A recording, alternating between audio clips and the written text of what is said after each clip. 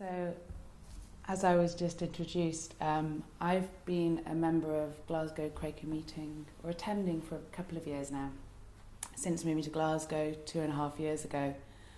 And at the same time, I began an enterprise in decluttering. And simplicity, for me, has been key to both of those, being a Quaker and being a declutterer. Simplicity for me is listening to my heartbeat, breathing, stepping forward and walking steadily, acting with intent and clarity.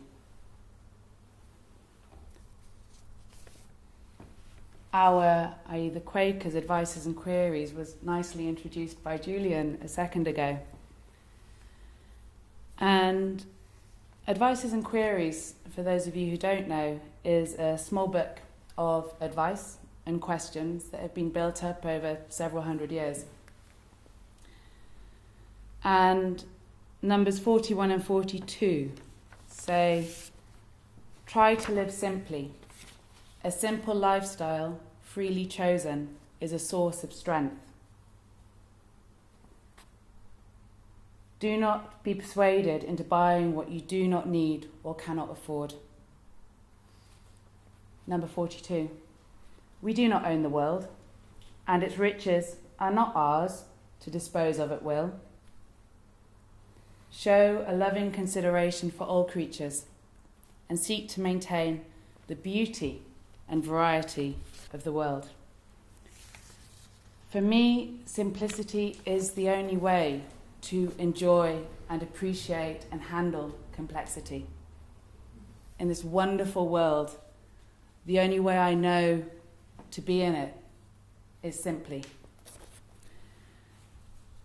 And I know I'm not alone in this understanding, because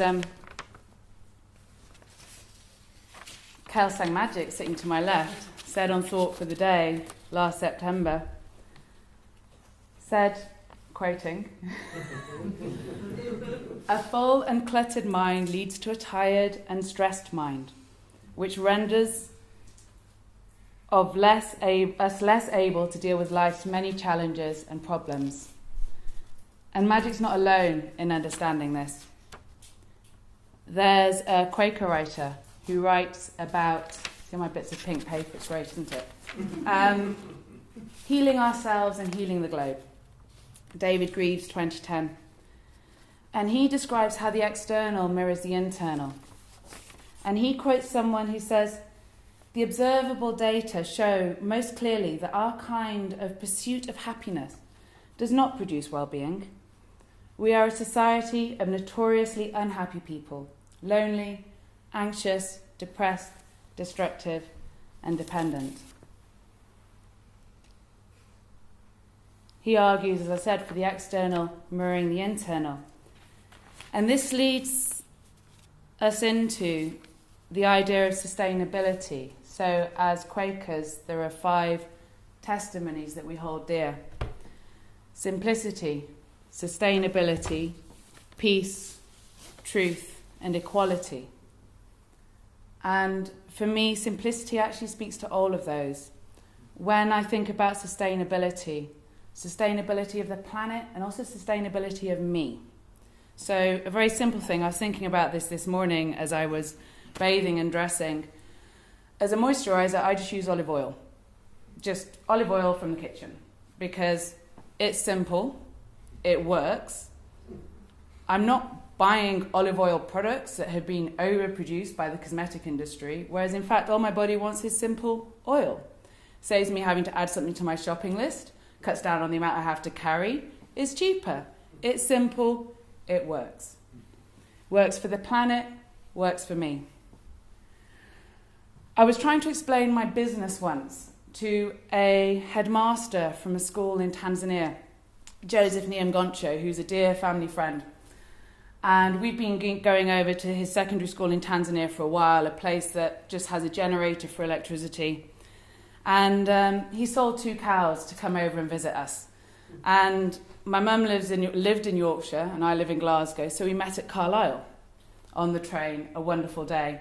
And I met Joseph and I was explaining to him, I'm living in Glasgow and I'm a declutterer and I work with people who are unhappy because they have too much stuff. And he's like, right, okay, so people are unhappy because they have too much stuff. And I'm like, how's your burger? It just was like, this is just surreal. So that's sustainability. Peace is another testimony that Quakers speak about a lot. And this really started speaking to me in some workshops that I've been running called Simply Clear, which are declutter workshops, which aren't just for Quakers, but for anybody who wants to attend. And at the beginning of the workshop, I asked, well, what is clutter? What is it? And here's what I've learned. Clutter is something that is unknown.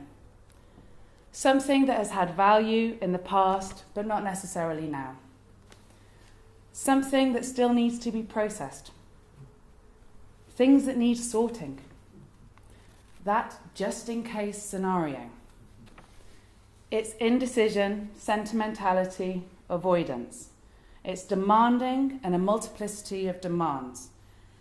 It's tension and unhappiness, anger and frustration, embarrassment and shame. It's not knowing what is enough. It's unfulfilled potential and unfinished business. It's things in waiting for mending. It's the shoulds and the oughts, the wrongs and the judgments. It's a security blanket. It's ambivalence. Complexity of emotions. Clutter isn't simple. It is and it isn't. It is about not living in the now. I didn't say that. That's what people who came told me. So they asked, well, what am I to do? And I say, have a conversation. Have a conversation with your stuff. Pick it up. Say, hello. You're a cup. What are you doing? I have 100 of you. Do I need 100 of you? Where did I get you from? Did I inherit you? Do I want you? Your chips? Do I love you? Do I like you? Are you reminding me of something that I just don't want to remember? I want to forget. Have a conversation in a way that is equal, that is calm, that is not violent, that is peaceful. Peace. Last year, I wanted to know how our testimony spoke to the idea of clutter.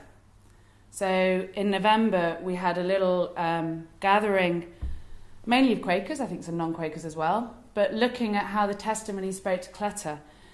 And I'd invited a fellow declutterer from Edinburgh over, called Kirsten Nielsen. And she gave this wonderful presentation.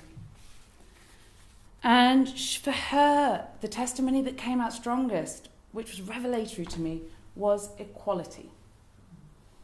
And I'm like, how does that work? Clutter and equality? She says, what has happened is that we've lost track of our environment, of what we're in. We've lost track of our dreams and of where we're going. But not only of our dreams, of the dreams of the people we live with, of the lights of the people around us that we live with. And if you imagine you're in a house, someone else has a lot of stuff and it clutters you in. Your light isn't being allowed to shine. Your stuff can also have that effect on other people, not allowing their light to shine. It's not equality. In my work, when I work with single people who are by themselves in a house, they have past selves that are far too loud, going, I'm taking up all this space in your house. It's me. And the current self is like, but hello, I want to do an art project, but there's no space. I want to have my friends around, but there's no space. And future selves, those projects that have never been done, that future self that you promised 10 years ago, I'm going to do that, has never been realised. So it's about letting all those lights shine. And equality. So what have I dealt with? Peace, equality, sustainability, simplicity, truth. A toughie. This came out in the workshops as well, truth. And there was this middle-aged husband there with his wife. She was very impressed that he came along as well. And there's this bit of silence, and he suddenly said, I've just got to go home and have an honest chat with myself. I've just got to do it. So this is ridiculous. I've had that loom sat in the attic, unfixed, from my granny, that I've got this project lined up for. I have never done it. I just need to sit down and say, look here, am I going to do it realistically or am I not? I need to be honest with myself. And when I talk to some people, they're like, the clutter, it just appears. It just appears. Nothing to do with me. These piles accumulate, they multiply. Nothing to do with me. And I'm like, Who's doing it? Shall we have that honest chat? Do you want to have it with yourself? Do you want me to help facilitate that conversation of honesty? Simplicity is hard, but it's worth it. Another word that Quakers use for truth is also integrity. It's kind of like, do we say truth or do we say integrity? And for me, I think it is truth and integrity at the same time. The word clutter, whenever I explain clutter, derives from the late Middle English word clotter. Clotter means blood clot. It's stopping the flow. So just as a blood clot stops the heart, physical clutter also clogs up the arteries of our homes, interrupting the rhythms of ourselves and of those around us, while simultaneously stemming the flows in the planet. Simplicity is about the self. It's about the self, it's about your environment, and it is about the planet. Back to sustainability. I think of it, and I think when I first met Magic, and she said, we're in the same business. I declutter minds, you declutter houses. And I started thinking, what is that relationship? When you sit in meditation, which many of you may do or may have done, you empty your mind. You let go of the stuff and things start to flow and your body feels calm. For me, I help empty houses and then get those objects flowing into the community, into the charity shops, gifting to friends and around the planet. Start the flows going.